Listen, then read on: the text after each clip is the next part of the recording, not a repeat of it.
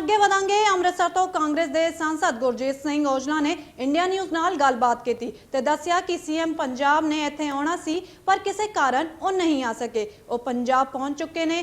ਕਾਟੋ ਕਲੇਸ਼ ਦੇ ਬਾਰੇ ਉਹਨਾਂ ਕਿਹਾ ਉਹ ਜਲਦ ਖਤਮ ਹੋ ਜਾਵੇਗਾ। 2022 ਵਿੱਚ ਅਸੀਂ मिल के जित हासिल करेंगे। कृषि कानून के खिलाफ तमाम हम कहें किसान बॉर्डर बैठे हैं तो वहीं सांसद भी 200 दिनों से लगातार बैठे हुए हैं। अमृतसर के हमारे साथ सांसद कांग्रेस के मौजूद हैं गुरजीत सिंह औजला साहब। सबसे बड़ी बात इनसे समझने की कोशिश करते हैं क्योंकि आज सीएम को भी आना था यानी कैप्टन अमरिंदर सिंह को, अब वो नहीं आ रहे हैं किसी कारणवश, शायद वो चंडीगढ़ रवाना हो चुके हैं। वजह क्या है? क्योंकि उससे पहले कोई उनकी मीटिंग थी तो उस मीटिंग के क्योंकि वो खत्म होनी थी 10:30 बजे, मेरा ख्याल पूरे टाइम पे खत्म हुई है। 11 बजे इनका टेक ऑफ था तो उससे पहले आना था कि जाते जाते वो यहाँ से होके जाएंगे। उनका मैसेज आया था कि हम होके जाना है, 200 दिन हो गए। वो वहाँ कोई जरूरी काम से वो निकल गए हैं। तो हमारा तो आज 200 दिन पूरे हो गए हैं क्योंकि हमने तो लगातार ही यहाँ धरना रखा है। और इसके लिए धन्यवाद भी है कि बहुत वरिष्ठ नेता राहुल गांधी जी, प्रियंका गांधी जी, हमारे AICC के जनरल सेक्रेटरी फ्रंटल ऑर्गेनाइजेशन और पंजाब के प्रधान और वहाँ के मिनिस्टर, MLA और अलग अलग ऑर्गेनाइजेशन के सभी लोगों का समर्थन हुआ है। और हमारा जो मन था कि किसान मजदूर के और आम नागरिक के हक में ये धरना देना एक दृढ़ता के साथ हमने शुरू किया था।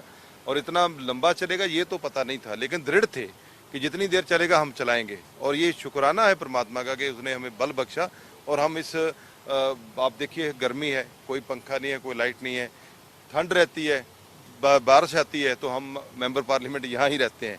तो ये पहली बार हुआ है कि इस इतिहास में कि इंडिया के कोई मेंबर पार्लियामेंट इतना लंबा समय बाहर किसी ने धरना दिया हो। और ये सिर्फ काले कानून जो बनाए लेके आए हैं उनके अगेंस्ट किसान मजदूर बाहर बॉर्डर पे बैठा हुआ है, 400 के ऊपर उनकी मौत हो चुकी है, लेकिन इनका एक भी ट्वीट प्रधानमंत्री का उसके प्रति नहीं आना, एक भी जुबान से अल्फाज नहीं निकलना, ये कितनी दुख की बात है। अन्नदाता रोड के ऊपर हैं और ये पूंजीपतियों के साथ मतलब वहीं दूसरा सवाल ये उठ रहा है कि जिस समय देश में ये हम कहें महामारी का दौर है उसमें आप लोग यहाँ बैठे हैं, जबकि आपको चाहिए कि अन्नदाताओं के साथ मिलकर तमाम जो लोग ज़रूरत की चीज़ें हैं उनको मुहैया कराई जाएं, चाहे वो दवा हो या खाने पीने की सामग्री। आप यहाँ बैठे हैं, लोग वहाँ परेशान हो रहे हैं, वैक्सीनेशन को भी लेके परेशान। मेरा ख्याल है आप मेरा फेसबुक चेक कीजिए, हम समय समय पे वहाँ भी जाते हैं, यहाँ भी रहते हैं, दोनों तीनों काम ही कर रहे हैं। हमें ट्रिपल ड्यूटी पड़ रही है। हम वहाँ भी जा रहे हैं, पार्टी का काम भी कर रहे हैं और ये धरना भी चला रहे हैं। अब देखिए मैं तो कोरोना वार्ड में भी जाके आया हूँ, वेंटिलेटर दिए हैं, वैक्सीन शुरू करवाई है, सब कुछ किया। जब पहली वैक्सीन जब कोई करवाता नहीं था, पहली वैक्सीन मैं लगवा के शुरू कराई थी वहाँ जाकर। सो ये तो मेरी ड्यूटी है। हम वहाँ भी गए हैं, यहाँ भी है और हर जगह ही अपनी ड्यूटी पूरी करने की कोशिश, लेकिन इसमें मेहनत ज्यादा लग रही है। ये है आपने कहा पार्टी में भी आप जा रहे हैं यानी ट्रिपल ड्यूटी करनी पड़ रही है, लेकिन पार्टी में भी जो अंतरकलह चल रहा है पंजाब में, सिद्धू बनाम अमरिंदर सिंह, तमाम मीटिंगों का दौर भी चल रहा है, क्या लग रहा है कि पंजाब में एक तरफ सियासी घमासान शुरू होने वाला है, उससे पहले पार्टी में आपसी घमासान, कितना फायदा कितना नुकसान?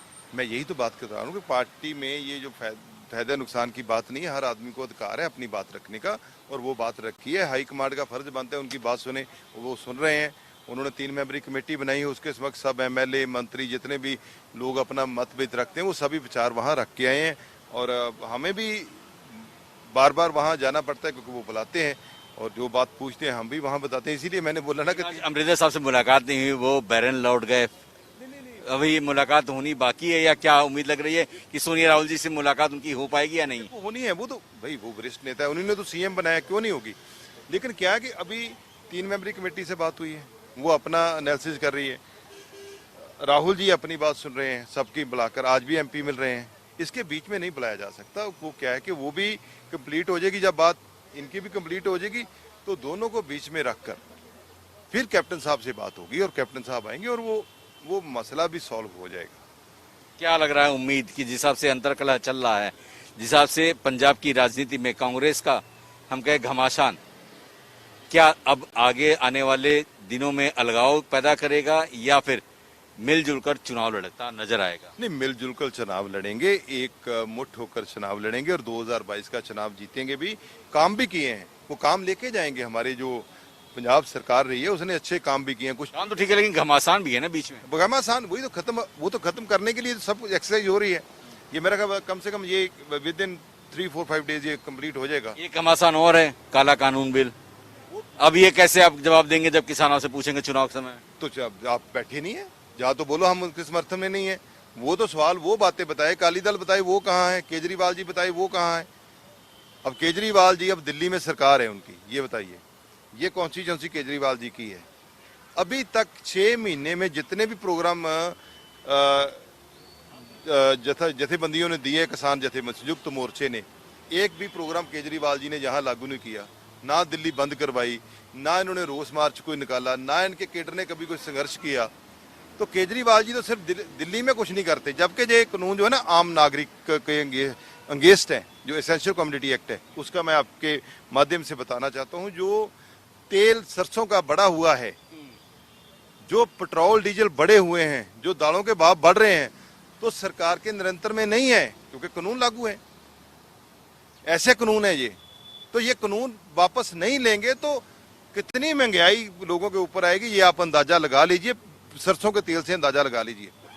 ये तो औजला साहब जिन्होंने साथ में बताया कि जिस हिसाब से महंगाई बढ़ रही है, महंगाई का एक नजरिया है कि जिस हिसाब से काले कानून आए हैं, इसकी वजह से ही ये तमाम महंगाई से लोग दो चार होते दिखाई दे रहे हैं। अगर इस महंगाई पे काबू पाना है तो इस तीनों काले कानून को वापस करना होगा। तो वहीं कांग्रेस के सांसद गुरजीत सिंह औजला साहब ने यह भी बताया कि अंतर कलह दूर होगा और पंजाब में 2022 का चुनाव जीतते नजर आएंगे।